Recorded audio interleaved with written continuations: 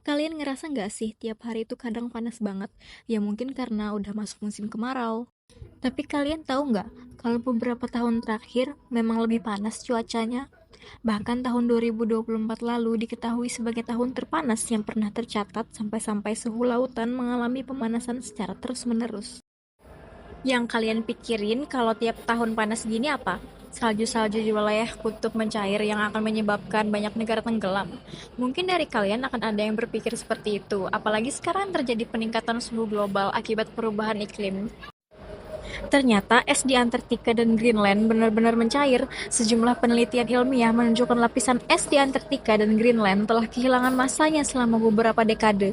Lebih lanjut, berdasarkan laporan dari Earth System Science, data yang dirilis pada 20 April 2023, masa es yang hilang dari Antartika dan Greenland meningkat 6 kali lipat selama 3 dekade terakhir. Yang menjadi penyebab di sini adalah peningkatan suhu global akibat perubahan iklim. Kenaikan suhu global ini menyebabkan lapisan es di Antartika dan Greenland mencair secara signifikan yang berdampak pada naiknya permukaan air laut dan perubahan iklim regional serta global.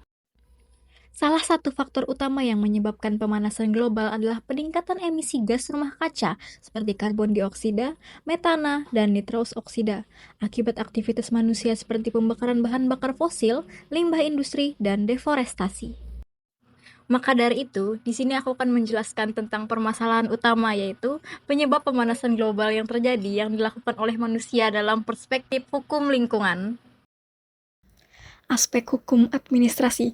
Aspek hukum administrasi dalam penegakan hukum lingkungan memiliki peran penting sebagai upaya hukum yang ditujukan untuk mencegah dan menanggulangi pencemaran dan perusakan lingkungan melalui pendayagunaan kewenangan administrasi sesuai dengan fungsi hukum administrasi dalam penegakan hukum lingkungan, yaitu fungsi preventif, yaitu mencegah terjadinya sesuatu, dan represif, upaya pengembalian keseimbangan yang mengalami gangguan.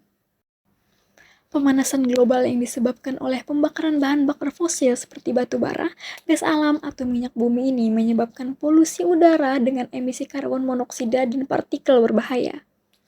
Akan tetapi, energi yang kita gunakan sehari-hari seperti listrik dan transportasi berasal dari pembakaran bahan bakar fosil ini. Karena itu, ini sulit diganti. Meskipun ada upaya untuk beralih ke energi terbarukan, penggunaan bahan bakar fosil ini masih sangat dominan dalam sektor transportasi dan pembangkit listrik.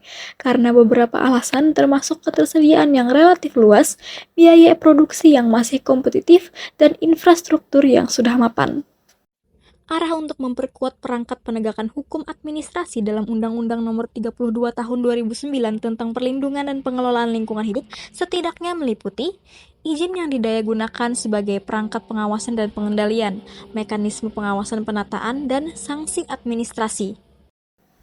Aspek hukum pidana, Undang-Undang Perlindungan dan Pengelolaan Lingkungan Hidup sendiri telah mengatur secara khusus tentang pidana dalam bab tentang ketentuan pidana dari pasal 97 sampai dengan pasal 120, di mana dalam ketentuan pidananya terbagi atas dua delik, yaitu delik formil dan delik material.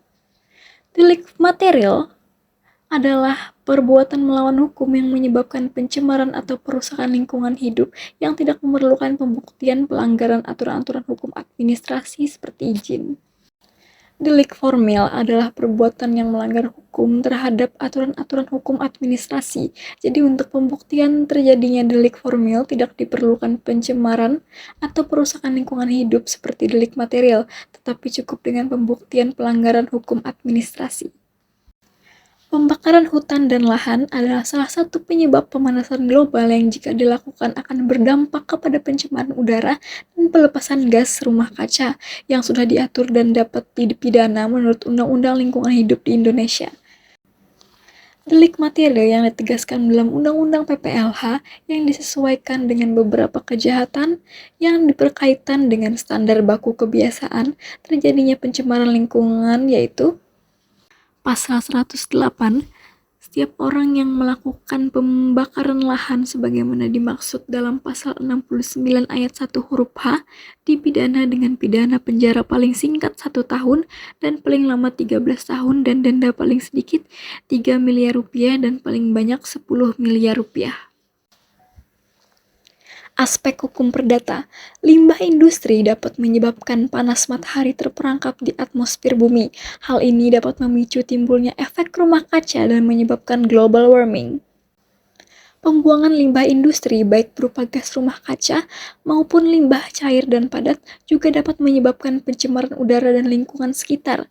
Jika limbah tersebut menimbulkan kerugian pada masyarakat atau lingkungan, misalnya seperti kerusakan tanaman, gangguan kesehatan, pencemaran air dan tanah, pihak yang dirugikan dapat mengajukan gugatan perdata terhadap pelaku industri karena telah melanggar pasal 1365 KUH Perdata yang dimana dijelaskan jika seseorang yang melakukan perbuatan melawan hukum dan menimbulkan kerugian pada orang lain, wajib mengganti kerugian tersebut. Permasalahan hukum yang dijelaskan tadi dapat diselesaikan dengan prinsip hukum juga, yaitu secara litigasi. Litigasi adalah penyelesaian sengketa melalui proses pengadilan. Dalam konteks lingkungan, ini melibatkan gugatan terhadap pihak yang menyebabkan pencemaran atau kerusakan lingkungan yang berdampak pada pemanasan global. Prinsip utama dalam litigasi adalah perlindungan hak-hak para pihak yang dirugikan dengan cara yang cepat dan efisien, serta penghentian pencemaran dan kerusakan lingkungan, termasuk pemberian ganti kerugian jika diperlukan. Proses ini mengacu pada Undang-Undang Nomor 32 Tahun 2009 tentang Perlindungan dan Pengelolaan Lingkungan Hidup yang mengatur bahwa sengketa lingkungan dapat diselesaikan melalui pengadilan untuk menghentikan pencemaran dan memberikan kompensasi kepada korban. Non-litigasi. Non-litigasi adalah penyelesaian sengketa di luar pengadilan, seperti mediasi, negosiasi, atau arbitrase. Prinsip dasar non-litigasi adalah kesadaran dan kesukarelaan para pihak untuk menyelesaikan sengketa secara musyawarah dengan pihak ketiga yang netral seperti mediator atau arbiter. Tujuannya adalah mencapai kesepakatan tentang kompensasi, tindakan perbaikan, pencegahan agar pencemaran tidak terulang, dan tindakan untuk mencegah dampak negatif lingkungan. Mekanisme ini diatur oleh pasal 85 dan 86 Undang-Undang Nomor 32 Tahun 2009 yang mendorong partisipasi masyarakat dan penggunaan jasa mediator atau arbiter untuk penyelesaian sengketa lingkungan secara damai dan efisien. Masyarakat juga perlu ikut serta dalam pengelolaan lingkungan agar dapat mengurangi pemanasan global. Contohnya seperti partisipasi aktif dalam pengelolaan lingkungan hidup. Masyarakat berperan dalam menjaga, memelihara, dan memanfaatkan sumber daya alam secara berkelanjutan untuk mencegah kerusakan lingkungan yang dapat memperparah pemanasan global. Kedua, pelaksanaan pola hidup ramah lingkungan. Masyarakat dapat mengurangi emisi gas rumah kaca dengan menghemat energi, menggunakan energi terbarukan, mengurangi penggunaan kendaraan bermotor, serta menerapkan prinsip 3R, reduce, reuse, dan recycle. Dengan adanya penjelasan permasalahan pemanasan global yang dapat berdampak mencairnya es di Antartika dan Greenland, kita dapat mengaitkan dengan asas yang ada di Undang-Undang Nomor 32 Tahun 2009 pada pasal 2, yaitu asas tanggung jawab negara, di mana negara wajib menjamin pemanfaatan sumber daya alam yang memberikan manfaat sebesar-besarnya bagi kesejahteraan rakyat dan mencegah pencemaran atau kerusakan lingkungan yang dapat meningkatkan suhu global. Asas kelestarian dan keberlanjutan. Setiap orang harus bertanggung jawab menjaga daya dukung ekosistem agar generasi sekarang dan mendatang dapat hidup dalam lingkungan yang baik, sehingga upaya mitigasi pemanasan global harus dilakukan secara berkelanjutan. Semua ini memiliki tujuan untuk perlindungan dan pengelolaan pada lingkungan hidup, yang dimana upaya untuk mengatasi pemanasan global yang terjadi. Suhu global yang meningkat berdampak langsung pada kesehatan dan keselamatan masyarakat, sehingga perlindungan lingkungan bertujuan menjaga kualitas hidup manusia.